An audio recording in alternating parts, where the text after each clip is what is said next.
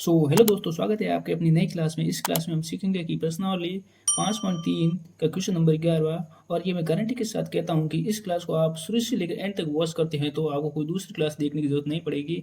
और ये वाला सवाल बहुत ही अलग सवाल है और इसे मैं इतने सिंपल तरीके से समझाऊंगा कि आपको मज़ा आ जाएगा। और इतना सिंपल और कोई नहीं सिखा सकता, क्योंकि इसमें मैंने बहुत मेहनत की है।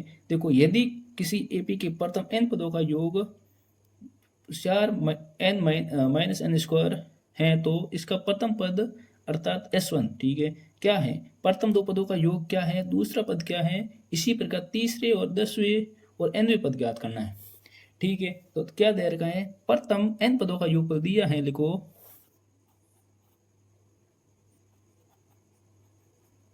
दिया है प्रथम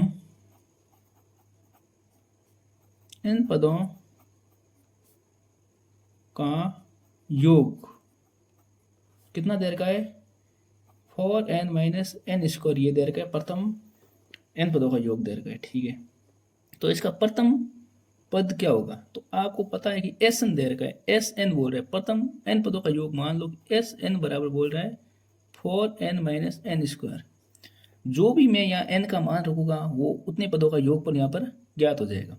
जैसे मैं अब लिख रहा हूँ n बराबर 1, ठीक है, तो लिखा S1 बराबर 4 गुणा 1 माइनस 1 का स्क्वायर, तो हो जाएगा S1 मतलब पहला पद है ना वो ज्ञात हो जाएगा 4 और 1 का स्क्वायर 1, तो मतलब हो जाएगा 3। भाई आपको पता है कि एपी का प्रथम पद का योग मतलब प्रथम पद ए का क्या योग करो, आप इसे ये भी बोल सकते हो S1 बोलो या A1 बोलो, जो क्या है 3 है। बात समझ में आ गई? इसी पर अगर अपन क्या ज्ञात करेंगे, दो पदों का योगफल ज्ञात करेंगे तो लिखेंगे S2 बराबर क्या हो जाएगा? दो पदों का योगफल हो जाएगा, n की जगह आ जाएगा 2 माइनस n की जगह वापस सॉरी 2 लिख दो यहाँ पर, 2 का स्क्वायर। ठीक है, तो हो जाएगा S2 बराबर हो जाएगा 4 दूनी 8 माइनस 4 का स्क्वायर 16, 4 का 2 का स्क्वायर 4 हो जाएगा। ठीक है, S2 बराबर हो जाएगा 8 में 4 गया 4, मतलब दो पदों का योगफल क्या है? पहले ये तो क्या है, एक पद का योगफल मतलब प्रथम पद ये मान लेते थे। अब यहाँ पर बोल रहे हैं दो पदों का योगफल, तो ये 4 में क्या है, दो पद है, प्रथम पद और दूसरा पद दोनों मिलकर है इसमें। तो आप ये सोच लो कि प्रथम पद ये है अगर, और ये दो पदों का योगफल है, तो दो पदों के योगफल में से प्रथम पद निकाल दूंगा तो A2 क्या हो जाएगा?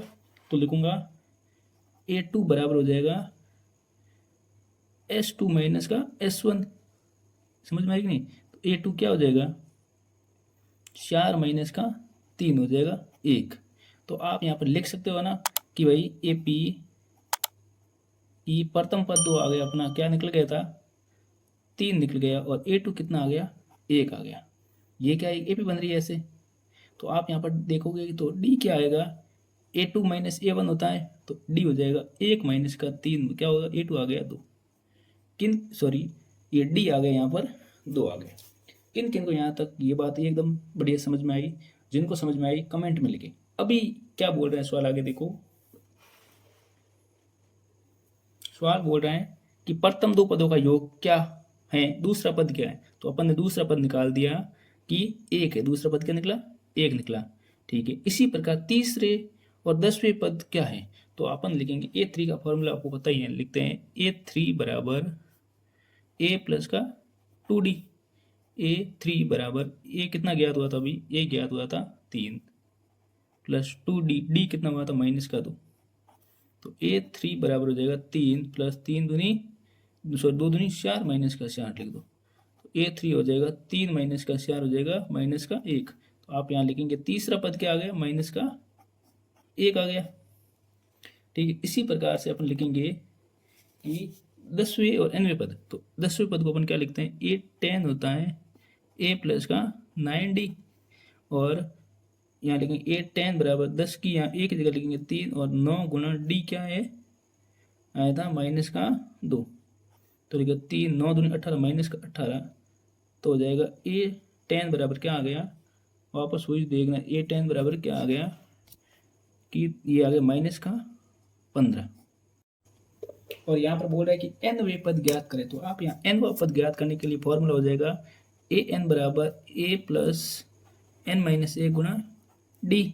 तो यहाँ पर अपन लिखेंगे ए एन बराबर ए का मान क्या निकला था, ए की जगह लिखोगे आप 1 प्लस एन ज्ञात करना है, तो डी कितना आया था -2 लिखना ए एन बराबर 1 प्लस एन को -2 को एन से गुणा किया तो देखो -2n, -2 को -1 से किया तो माइनस में प्लस कर दो, तो हो जाएगा 1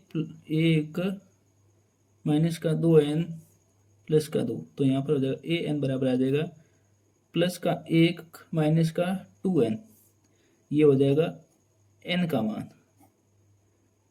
तो यहाँ पर आप ये कर लो कि ए एन बराबर आ जाएगा 1 -2n। यहाँ पर पूरा आप सही ढंग से देख लेना। देखो अतः AP का दूसरा पद A2 बराबर क्या ज्ञात हुआ कि 1, और A3 क्या ज्ञात हुआ -1, और A10 है ना जो क्या है ये ज्ञात हो गया -15। जिन जिनको समझ में आया चैनल को सब्सक्राइब करें और वीडियो को शेयर करें।